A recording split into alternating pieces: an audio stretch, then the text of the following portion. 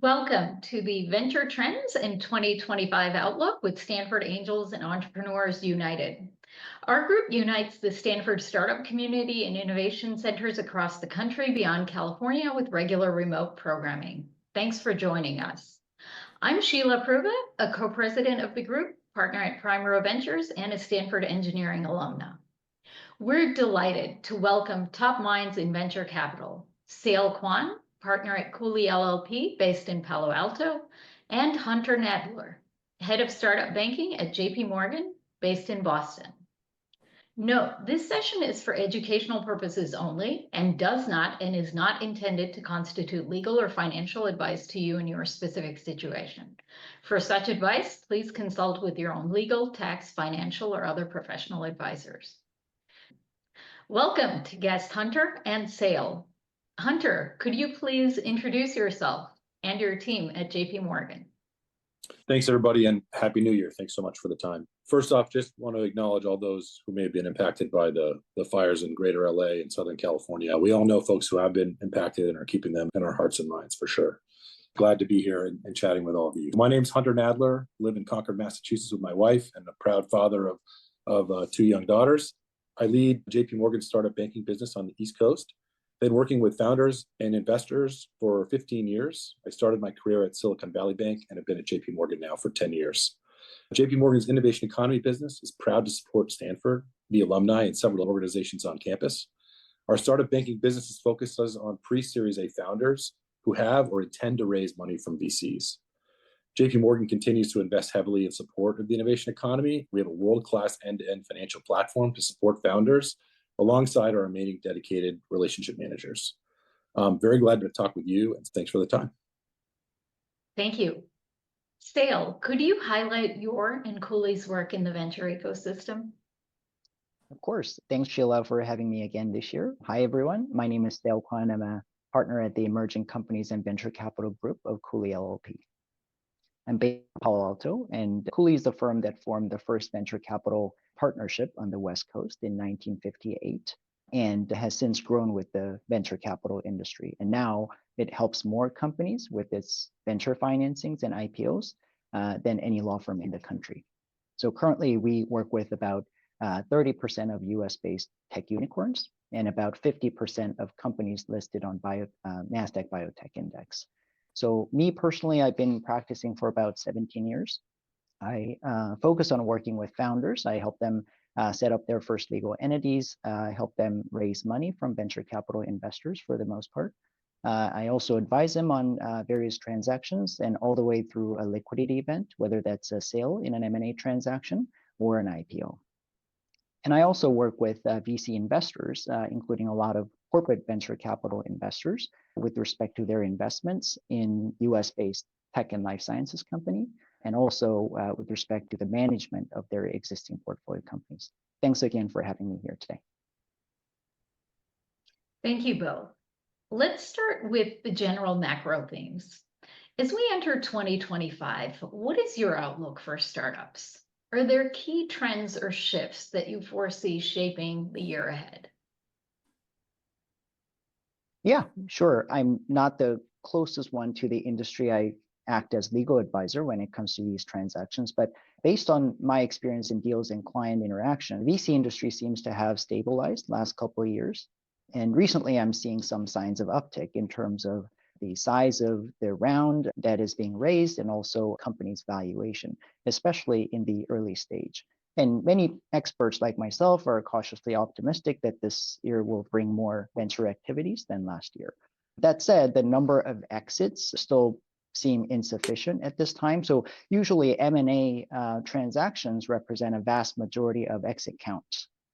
So in that sense, the new Trump administration, which is expected to be more friendly to business combinations than the Biden administration, could be helpful. But it's actually IPOs that drive dollar volumes and return on investments and exits. So the question is whether and when IPOs will pick up again. So many experts believe lowering interest rate would be helpful. So if that happens, that would facilitate IPOs. But if IPOs won't happen, then these venture funds who invested in companies can't really distribute capital back to their LPs. So LPs don't have real proceeds to invest again in other venture capital funds. So IPOs will be a key to how the venture community works in 2025. A few other things that jump out from sector perspective, the elephant in the room is AI, and I hear a lot about it, good things, bad things. And AI continues to look promising. To cut to the chase, I think outlier deals in the AI space are driving deal volume, and there are lofty valuations given to certain generative AI companies. And they're often driven by deep-pocketed corporate backers, as we see like Microsoft to OpenAI or Amazon to Anthropic. These guys have put in billions and billions of dollars in these companies. But beyond the generative AI space, we also see the increased adoption of AI in other industries like healthcare, drug discovery, infrastructure, defense, and more. And we expect that trend to continue in 2025. And also, it would be interesting to see if Web3 and crypto companies make their comeback. And as we know, the new administration's Securities and Exchange Commission is expected to be more supportive of those companies and industries. So we'll see if there's going to be a positive trend from that direction. In life sciences, just a few things that catch my mind is growing interest in a platform play. So a lot of people may describe it as a hub and spoke model. That's where one company will control multiple entities in different space of treatment. So they have different multiple candidates, and investors can invest in candidates or area that they want to support. And the successes of companies like Roivant, BridgeBio, PureTech Health have contributed to that trend. Another trend that I see in life sciences is a lot of investors are trying to be founders. So they are trying to incubate companies. So it's kind of reverse, where investors who have money will license technology and find founders and CEOs to actually set up companies. So it's closer to the private equity model than the traditional venture model, in the sense that investors start out with a lot of control in these companies, because this is viewed as to ensure an easier and more reliable access to capital, which these life sciences companies often need in early stage upfront. So that's where I would stop. Hunter, what's your macro view on the trends for 2025? Yeah, I have a few thoughts about it. I think it's been in the rearview mirror an interesting couple of years with COVID in 2020 through 2022, what we've heard sort of the market disruption of the banks in 2023. So it's hard, those being big and interesting and unexpected events, it's hard pressed to forecast here. But I think I'd like to talk about some of the data we're seeing in the market. We've got some great insights from our friends at Omni, which is an investment analytics company acquired by JP Morgan recently. So a couple things to think about that are aligning with what Sale talked about. There's really a story of sort of bifurcated performance of different cohorts, right? And some are benefiting from changes in the market, and others are dealing with changes from previous eras. So the repricing of companies with values from the high point in 2021 and 2022, and as well as we're seeing folks and investors really lean in on companies and founders they believe to be category winners in various sectors. So the good stuff is that for early stage folks, the median seed stage post-money valuations are actually at an all-time high. Over the last 5 years, they're up to about 26 million is what we're seeing, which is up 30% year over year. And the top quartile seed companies saw post-money valuations increase 65% year over year to 46 million. So the best companies, the top companies, are really pushing the boundaries and pulling up that average valuation in seed rounds. The harder stuff is that there's elevated numbers of down rounds for seed companies going for their Series A, something to the tune of roughly 30% of the Q3 24 deals were down rounds from their seed valuations, as well as we're seeing the valuation step up from seed to A is 30 or 40% on their valuation, which is down from the last few years, which we'd usually seen sort of 60 to 100% increase back in 2021, 2022. So I think that it's really interesting to see that data, that there's folks being sort of recalibrating from previous valuation cycles, but a big uplift in some of the best companies that we're seeing starting now with a clean slate. Secondarily, we just finished across JP Morgan our Business Leaders Outlook survey, which represents a view of business leaders across the JP Morgan portfolio, not just in startups, but general industries too. up markedly from the last couple of years. 70% of those people are really optimistic about this year, which is, again, materially up, but considering some real challenges as it relates to rising costs in labor and uncertainty around sort of global supply chains and things with the political environment. It's an interesting time, but we're excited and really glad to see all the activity thus far. And I think folks are excited for 2025. Given this setup, what cadence of VC investment do you foresee across the 4 quarters? So the great thing about VC is there's muted seasonality. If you're looking at public company transactions like IPOs, there are certain times where IPO windows would be open and deals will happen in droves. But in VC, you see a constant stream of deals because they're mostly looking at a longer term. And that's kind of how they approach their companies. What's interesting is VCs, especially good companies, do not really seek out investors. Investors are very sophisticated and well connected. So if there's a good company, they usually preempt the founders and get them essentially off the market so that they can get the company as a bargain. So a lot of times you see a continuous stream of venture activities. I think first half is going to be the continuation of 2024, more or less. And then if and when IPO window opens, hopefully, that's when I think there's going to be more investors pouring into the venture capital as an asset class from even adjacent industry. And happy to jump in here too. I think that what we're seeing in some of the data we have and conceptually is just that the median time between financings is getting longer compared to the last 4 or 5 years. So the 5-year, we're seeing the median time being 25 months between financings, which is 30% more than the 5-year average, almost 2 times longer than the really exciting period back in 2021 when there was a lot of the preemptive rounds that Sale was talking about, a lot of competition to get in there. By extending that time between financings, the companies who need to raise capital, there's folks who might have raised it sooner, but that timeline has been extended and more new companies that are coming. So in 2025, it's going to be a combination of folks that are longer in the tooth who could have raised earlier but didn't like the environment, and newer issuers, shinier stuff that's going to make for an interesting dynamic to figure out exactly what's going to happen. But I think there's going to be a lot of people, a lot of companies looking to raise capital. And what we're also seeing generally is with the IPO markets being quieter the last few years, companies are staying private longer. And so the larger private financings really change the dynamics of what founders need from a support and advisory perspective, what the board members are capable of, governance and other things, and preparing for the sophistication of investors who can write those big checks. With the confluence of all those things, it doesn't mean that there's a rising tide of valuations of lots of companies who've made it through the headwinds of the valuations last couple of years to sort of everybody is lifting up, or are we going to continue to see the valuations, average valuations being driven by the top companies in the sector? Hard to know. Historically, it's the top companies and top firms that drive the returns, but it'll be interesting to see the mix of what folks have been able to accomplish through this time of extending the time between those rounds. And it'll be an interesting year for sure, with a combination of M&A and as well as just investment rounds.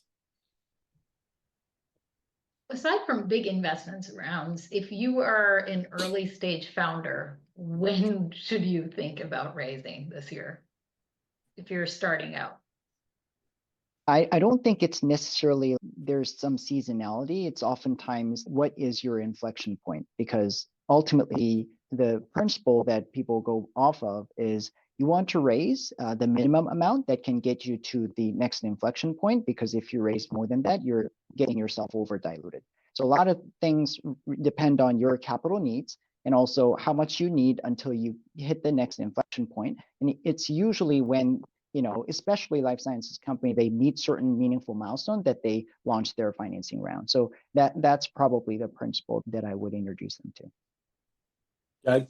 I'd agree. When is the right time is ultimately about you agreeing with this partner, whether an angel or an investor, on what success looks like with the deployment of those proceeds. What are those key milestones? What are those markers? And I think about 2 pieces and factors for early stage founders and entrepreneurs is, are you raising capital and you're still trying to solve a problem, still tinkering, still working on sort of the development of that? Is a different group of investors and a different sort of type of milestone, whether that's regulatory in the life science sector or more highly regulated industries? Or is it just something that isn't fully come to fruition yet?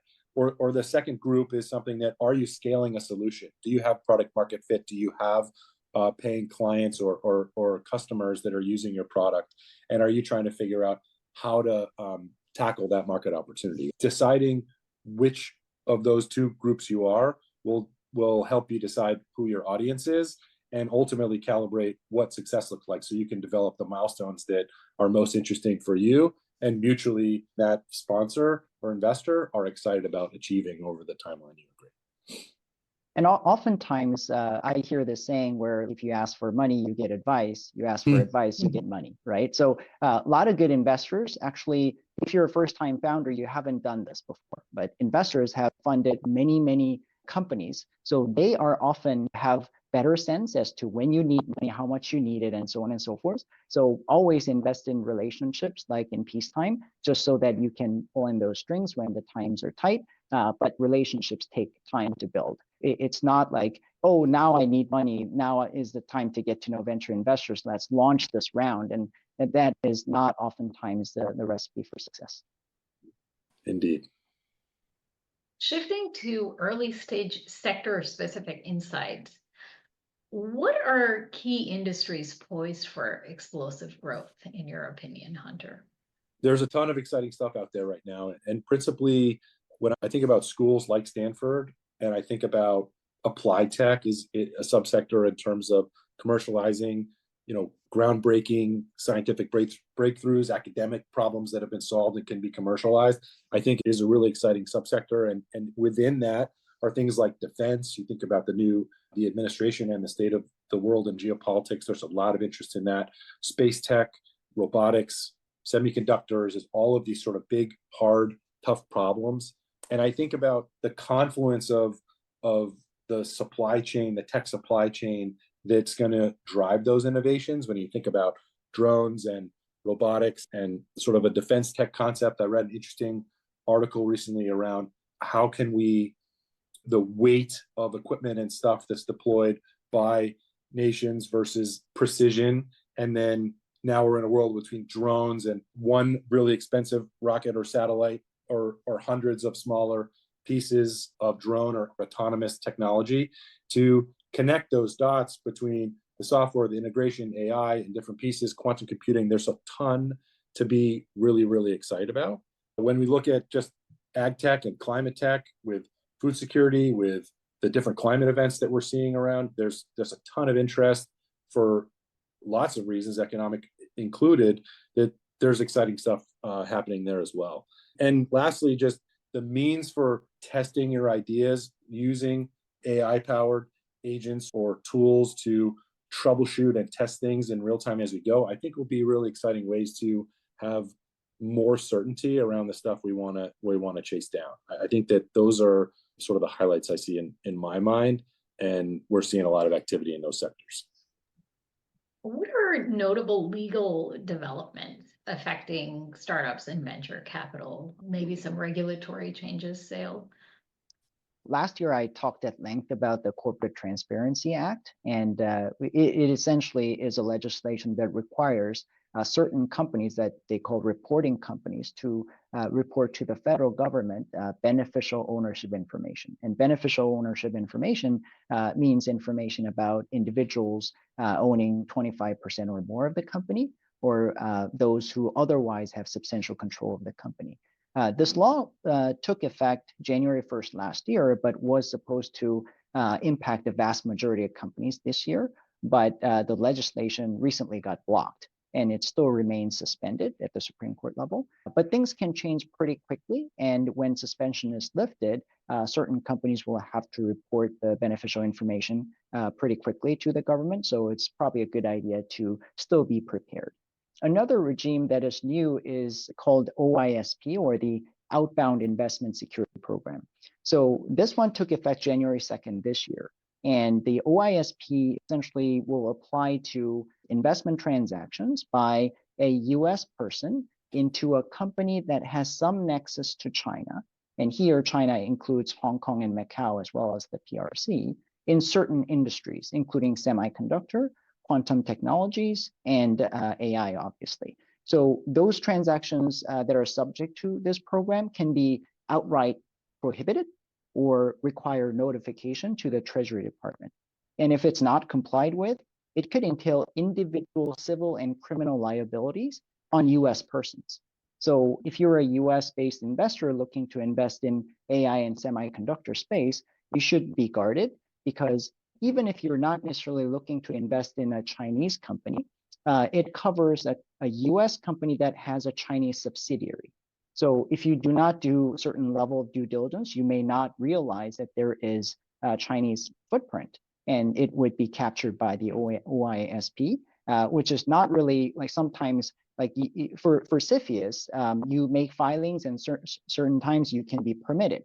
But here there is a certain group of transactions that would be outright prohibited if it kind of affects or deemed to affect national security. So US persons are encouraged to consult their legal professionals before they make those investments in companies in those areas. Another interesting development that I want to call out is the use of AI in employment and hiring, which is kind of interesting. So AI can be used in numerous things, but it can also be used to identify, interview, and onboard candidates by HR functions. Recently, states have put out, like New York, have put out laws that regulate the use of AI in that area.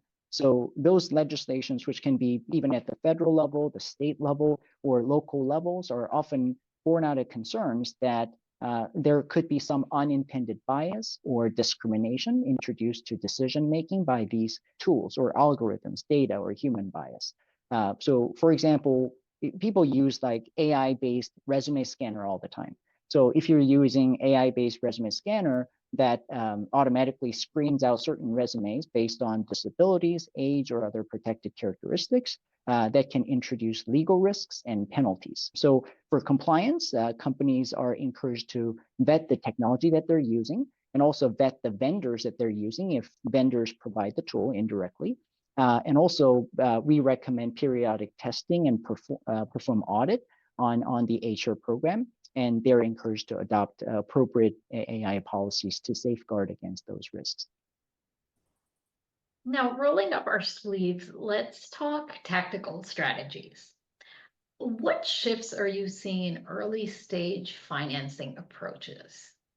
More specifically, what are you seeing happening with terms, secondaries, SPVs?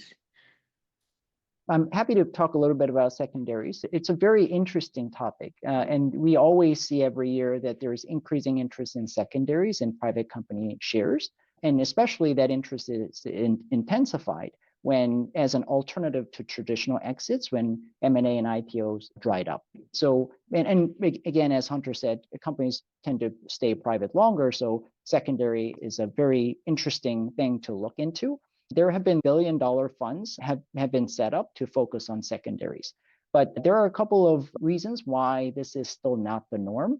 The first thing is venture funds are often subject to a regulatory restriction on how much of their capital can be invested in secondaries. Oftentimes it's 20% if you're relying on certain exemption. So VCs aren't really going to be active participants in the secondary market.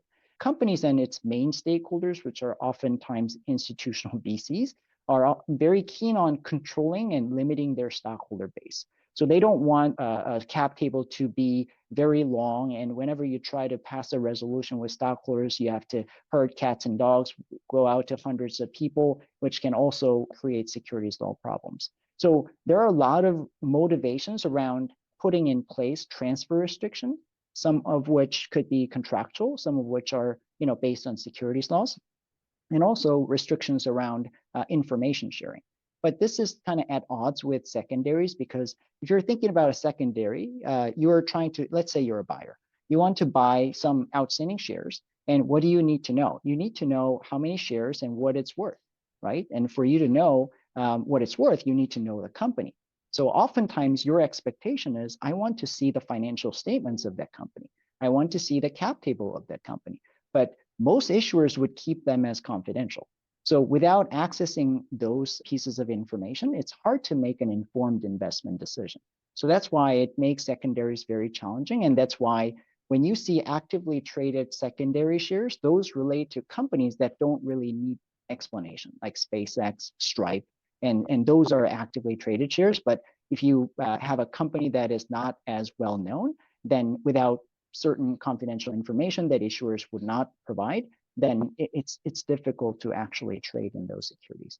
I often am approached by people who want to do these secondary transactions in a creative way. And creative is not a great term in legal, but like oftentimes what they come up with is these synthetic secondaries, and they're designed to get around the transfer restriction. So they would say, no, I'm not buying shares, but what I'm doing is entering into sort of derivative contract whereby if the current stockholder sells or liquidates his or her shares, then the proceeds would be split with me. So it's like a forward contract type. So there are numerous things that you can do in terms of synthetic secondaries, but Stripe, for example, have recently come out and saying they do not think those are valid transfers. If you don't do diligence and contractual restrictions are not 100% complied with, then oftentimes you think you hold some shares or economic interest in a company, and then the company goes up in value through the roof and you're very happy, and then you realize you actually don't own shares or real economic stake in the company belatedly. So that's why when you're doing these secondary transactions, you got to be really careful. And obviously, it's a best bet always, and the most effective and efficient strategy is follow someone who you trust, right? And that is the name of the game in venture. The problem is you are not necessarily allowed to follow these people, right? So what you have to do is in peacetime, invest in building relationships with people who you can trust so that you don't have to take on the burden of diligencing the company and making sure all the things are ticks and tied. For angels especially, it's the name of the game is relationship building. Hunter, what do you see with venture debt, cash management, and optimizing runway overall these days?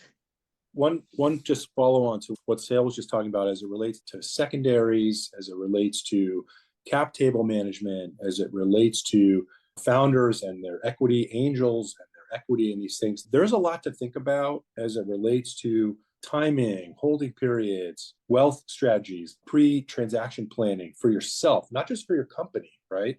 But for the individuals behind these folks and the stakeholders there. And so we have a whole team of experts who work with founders and individuals. And so if you don't know what things like qualified personal residence trust or qualified small business stock or donor advised funds or charitable remainder trusts, or there's a whole arsenal of things that really folks should be thinking about from a taxation perspective, from a pre-liquidity perspective, from a philanthropic perspective.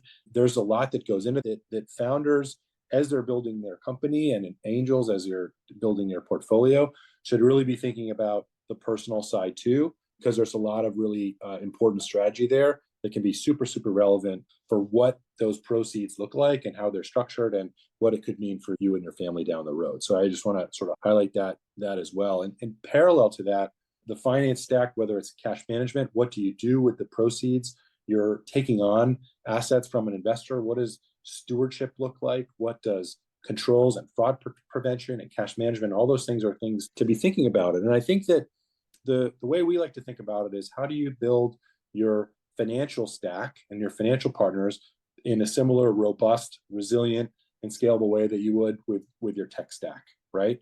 How can you make sure you have the right controls, the right compliance, the right stewardship for those resources, and ultimately make and receive payments with your vendors, with your employees, with your customers in a thoughtful and efficient way? That's what we spend a lot of time talking with founders about. The next piece is that, so you've raised equity, you're considering equity. I think that when you're looking at the means of financing your business and your objectives, there's different tools along the way. There's the dilutive funding from investors. There's things like debt, bank debt being the cheapest and more fund and other types of venture debt being more expensive and more flexible. And there's other things that are tied to your assets, like your receivables, like factoring. There's things like equipment finance. So what you really want to look at as you're making that plan is, what do you want to achieve and what is the means of which to do that? And what I would say is that equity is great for buying time and people and market share and building of your technology. Equity is not such a good thing to buy stuff, equipment, and things for your business. And so making sure you're looking at what is the most efficient way to deploy that really flexible cash, like your equity, and there's specific capital that's much cheaper, that's non-dilutive, that can go about that. Bank debt plays in there too, but the interesting thing about non-dilutive capital, founders, and we're talking about this a lot, there's a big draw that it's non-dilutive, but you got to make sure you understand what the intentions are with that partner, whether they're a bank or a fund or another lender. What is their goal? What does success look like for you and for them? Because the irony of debt that's easy to forget because you can be distracted by the non-dilutive nature of it is that most lenders want to be repaid back. And most founders early in their life cycle want to spend the cash with the goal of increasing the enterprise value of their company so they can raise additional funds at a higher valuation. And those can create friction if you have too much debt or take on debt too early and don't appreciate the goals of that financial institution who might be wanting to repay back while you're still looking to invest in your business, and making sure you're aligned there. So we're not going to get into all those things today, but it's really important to think about the types of capital you can deploy to support growth in your business, and working with somebody that is thinking about not just the mechanisms and the tools at your disposal, but the implications. You might get, say, a high yield on your deposit somewhere, but what risk are you taking by putting your money with that entity? You might be getting a great flexible debt facility, but it might require you to limit your options on where you can keep your cash and what the tools at your disposal from a treasury or banking perspective. You just want to make sure you're looking at it holistically, because you can get sort of twisted around if you're drawn to the shiny object in each of those categories.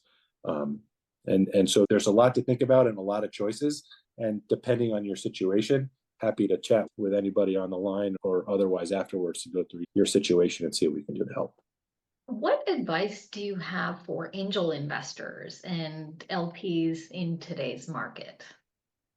I guess my core advice is something I've shared already, which is invest in relationships. Because when I'm looking at these small LPs or angels, it doesn't make sense to hire a legal professional to do a real serious due diligence. But at the same time, you don't want to invest in a private company that you don't have a lot of information about. One of the examples is the OISP, which introduces another risk. So what people do is they follow their friends and people they trust. And to the extent they're going to allow you to follow them. For example, when you see someone you trust invest in a company, you want to invest in that company too, right? And you probably don't have to do as much diligence because you trust them.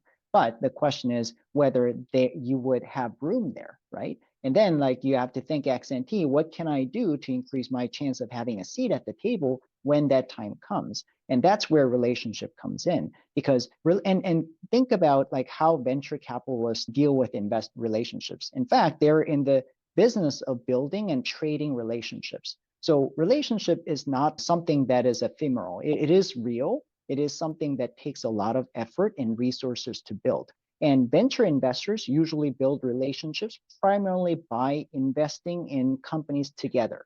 So what that means is if you're an angel investor, you do one deal a year. It's very, very difficult to build relationships because relationships are often based on personal, but also sometimes quid pro quo type of relations. So if you look at these high quality investors, they usually have a lot of overlap with portfolio companies and industry and other things. So sometimes they would call in favors and sometimes it's your turn because you're owed. So that applies the same to angel investors. So sometimes angels are successful entrepreneurs who exited their companies and they have a lot of good relationships with star founders who start good companies. So you can get a seat that way. But a lot of angels who do not have that kind of background would have to go to these events, get to know these managing directors at high quality venture firms and see whether you can build relationships that you can leverage in future opportunities. Yeah, I'd echo what Sale said. It's a relationship game in business. And I think that For angels, we just talked about how the time between rounds is extending, but the valuations are increasing, and the companies are staying private longer. What I would preach as an angel and to an angel investor is ultimately patience right now, because the timeline for these companies to turn around, wade through the market dynamics, and return liquidity is going to be a long time. We're seeing that some of that pressure in on emerging managers and other VC firms who are still waiting for the big liquidity events, being public markets being the best way to return that capital, M&A being a secondary piece. And when it's just going to be an interesting time to do that. And so I would say for angel investors, do stuff you love, invest in companies you really love and are proud to be a part of, with people you trust to be good stewards of the capital that you've deployed there. And LPs is similar in the relationship game, but your relationship is less with the founder and more with the GPs of the fund that you're leaning into. And again, it's ultimately about patience. I think there's plenty of stories in the rearview mirror of folks who wanted to liquidate early or got out of things. And I think that all of this stuff is a long game, and in partnership and with your financial advisors on the personal side, with all the acronyms and various tools and things to think about, with holding periods and qualified small business stock and all of the interesting stuff that's out there to consider, what tactics alongside your fulsome picture this looks like. Now it's time for a live audience Q&A. The first question we have in the Q&A here is, could the speakers please be more specific on what positive changes are expected from the new administration that will be VC or startup friendly as a whole, not just specific to AI or crypto? Is it more specificity around how the new administration will make venture? So actually, how will the new administration improve the outlook for venture capital and startups as a whole? So I'm not really an expert on that topic, but one thing that comes to mind and everyone knows is the importance of interest rate. I believe every time there's a signal one way or the other, the stock market reacts. And then you know where Trump stood for the longest time on interest rate, right? For the longest time, he wanted to lower it, right? And then not sure if he still sticks to that, but if he really carries it out and tries to prevent interest rate from going up or even bringing it down, I think it's going to make venture the more attractive asset class. When you think about private equity, for example, they often take out a loan in order to do a deal. And when you do a loan, there's an interest rate. So if interest rate is high, then oftentimes the opportunity cost is too high. So when interest rate is high, then like venture as an asset class doesn't look as attractive, and they look at other things like real estate and bonds or things like that. But when historically when venture was crazy, 2020, 2021, that was historically low interest rate, right? So in my mind, that can really affect venture directly by affecting public stock market and IPO. And as I said, when exits start happening with IPOs, then it's going to make everything flow back to normal. So that is one thing that I would add. Do you have any thoughts on the amount of capital going into robotics, space tech, typically capital intensive industries? And is this a place you can actually make VC returns, or is the CapEx just too high? I think that absolutely there are returns and yield to be found there. I think that come those problems be harder from a regulatory perspective, from a capital intensity perspective, certainly. But I think that when you combine it with what I think folks are expecting to be environment to grow and build businesses under the new administration, and the proximity of key leaders in the innovation economy, make that an attractive place to be. And when you, alongside space tech and some of those harder defense tech and pieces, alongside the broader geopolitical environment that we're seeing, I think there's going to be a ton of interest in both government and federal investment in those sectors, alongside opportunistic investors and great minds coming out of great academic institutions and commercializing these technologies. I think it's absolutely a very interesting space. Yeah, one thing I would add to that is traditionally venture funds have 10-year life. What that means is they deploy their capital first 2-3 years and they do some follow-ons, but they want exit to happen within that time frame. So that's why, and number one, they don't want capital intensive business. That's why energy is tough, space tech and all those things are tough when times are bad. When times are good, people kind of look beyond that and try to see opportunities. And you have great, elephants like whales, like, SpaceX and Anduril and those guys, but they often have to deal with the government. The government moves slowly. And every time like the administration changes and policy changes, then there's going to be a very big swing in their business. So that's what sometimes makes venture less or eager to go into those industries. But that's why when times are bad, it's usually those industries that get affected first and the most. And it's the software, the most core, traditional venture industry is, relatively speaking, affected less. AI sits in the center of it, but now more and more industries are trying to find a way to leverage AI and essentially have an AI overlay, whether it's climate tech or other energy or whatnot, using AI or similar applications. That way you can make your narrative more attractive, but there's no question that there's a lot of potential in those industries. The question is whether venture funds, in terms of the funds that they have and the timeline they have to work under, would be compatible with. And as a quick follow-on on the CapEx point, we have a question here. Hunter, if you could briefly elaborate, why is equity not great for buying equipment? Yeah, well, I wouldn't say, let me elaborate. It's that there are perhaps better tools out there. And so think about this conceptually for a second. I'll just use a real number example for a second. If you're building, say, a life sciences company or anything that requires big lab equipment, whatever it may be, to manufacture whatever test, let's just call it gear, that you need to accomplish your key milestones. You could, and we use a round number, $1 million worth of equipment that you'll need to get going. You could raise $1 million and buy that equipment and be diluted in the valuation and the equity of your company by that amount.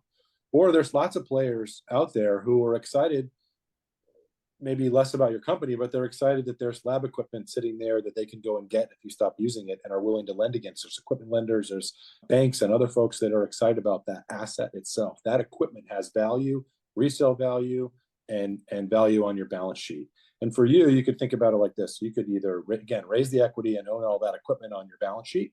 So you raise the cash, it sits in your cash, you buy the assets, it sits on your balance sheet, you can do that. Or somebody else could own that equipment. And even at, we'll use a crazy interest rate, even at 20%, you could spend $200,000 over 5 years. That same $1 million gives you that $1 million equipment for 5 years.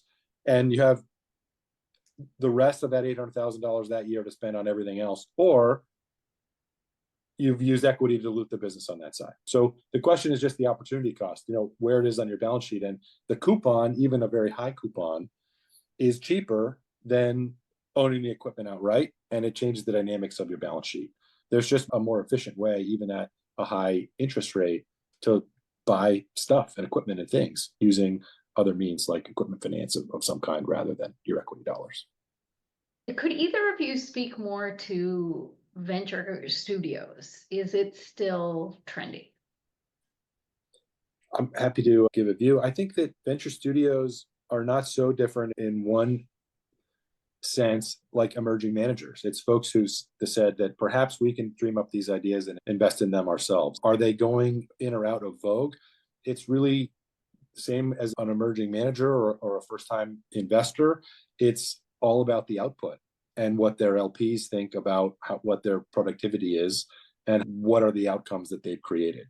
The measurables for a venture studio, they've entered, is what enterprise value have they created and what capital have they returned to their investors, their employees, their limited partners themselves. So whether it's in or out or this or that isn't the point. Is so much as that they need to deliver the economics to continue their operations. And if they don't, it's hard to sustain that. And we've seen folks pivot in and out, recalibrate and do things, but it's ultimately what of the companies that they've created, that they've incubated in their studio, that they've launched, what have their outcomes been? And I think if it's been a challenging environment, it's hard for those folks to thrive. It's a more capital free and competitive environment for investors, then valuations grow and the apparent value of their book gets realized there as well. But we talked with Sale alluded to earlier, and we talked a bunch today about that companies are staying private longer, that the public markets tend to be the most efficient way to return capital to limited partners. And we haven't seen robust activity there for a long time. So if you're a venture studio going into your second, third, or fourth year, it's going to be really hard to justify continuing those operations unless you've got really patient LPs and you've got the paper valuations of the companies that you've started that are propping up the means for additional investment and activity on that side. What's your most hot take? What are we not thinking about enough that we should? I don't know if there's any secret. So what I see in early stage venture is like, again, legal structure wise, it's going to be a safe financing. And lots of people consider various options, but the answer is already out there. And it's just there are people who see that as an answer and get their companies financed, and people who are going to spend a bunch of money and not be able to do it if they don't see it. So in my mind, there is a lot of confusion around preferred stock and valuation and things like that.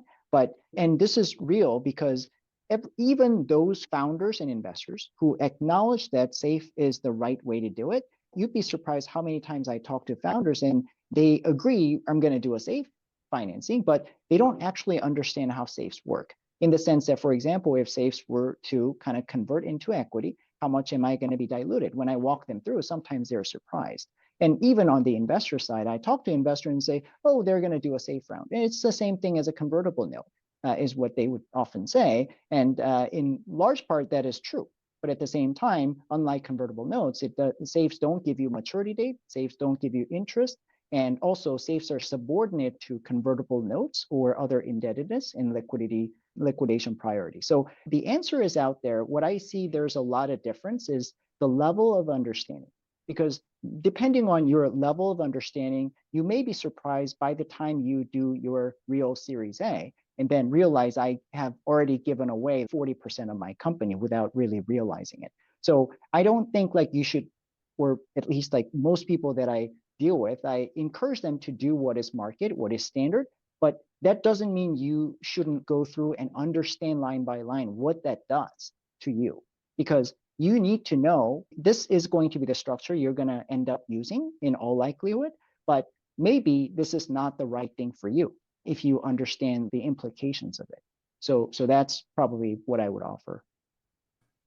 On the hot take side, I would just expect the unexpected. If you told me 5 years ago that we'd have a global pandemic and bank crisis and other things, I mean, it's just really hard to know exactly what's going to happen. And I think that, it's easy that all of those things, as challenging and troubling as they can be at the moment, can be really interesting opportunities particularly for early stage entrepreneurs who are flexible and dynamic and resilient and looking at those opportunities through that lens. I think that, that's my take, is just to be opportunistic and expect the unexpected.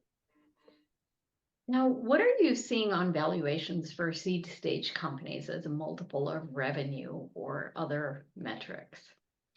So I touched on it earlier in the talk, but what we're seeing is seed stage valuations are generally up, and some of the highest we've seen, I think I quoted 26 million or something. So the valuations are up.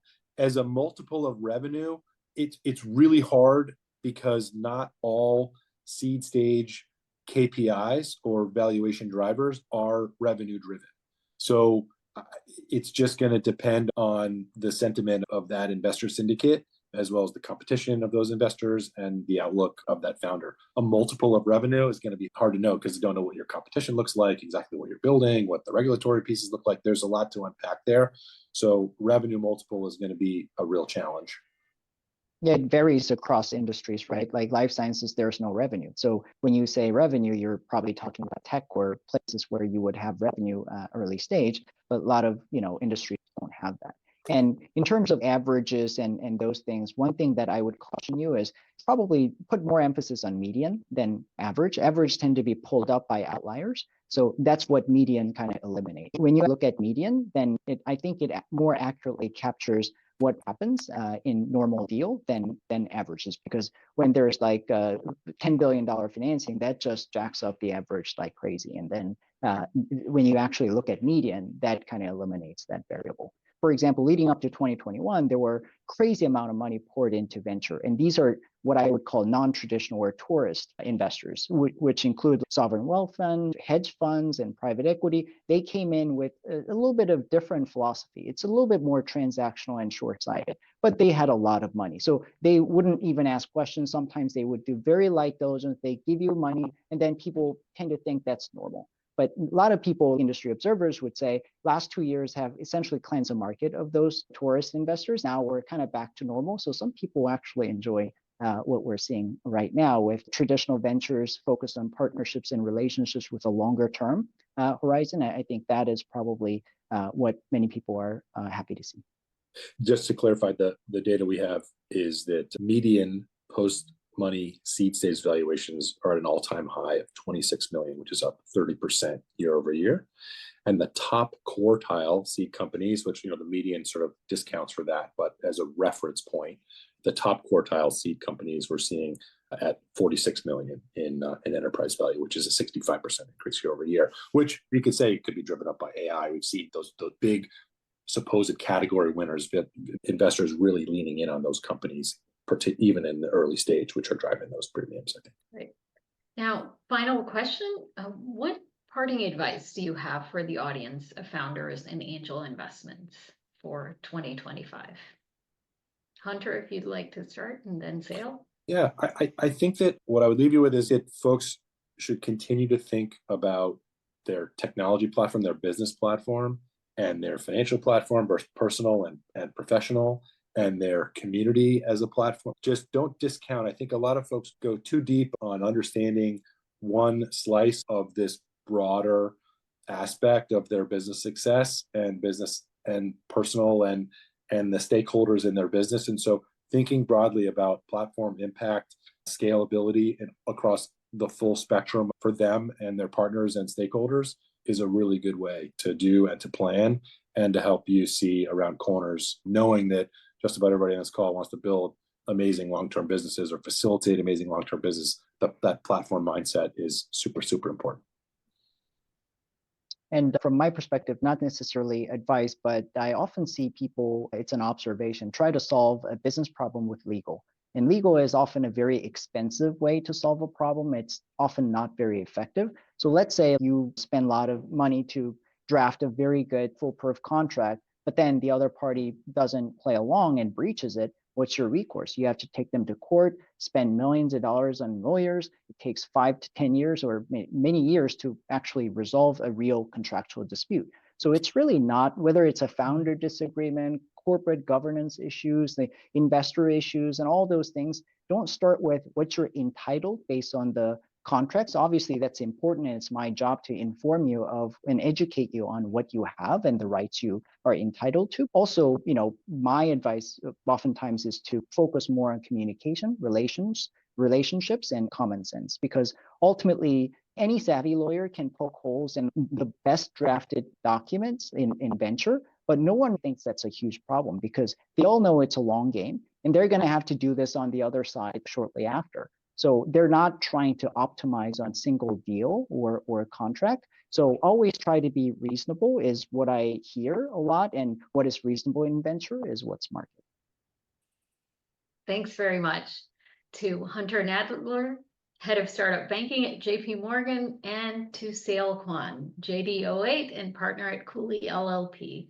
It's venture capital practice. We appreciate you taking the time to share your perspectives.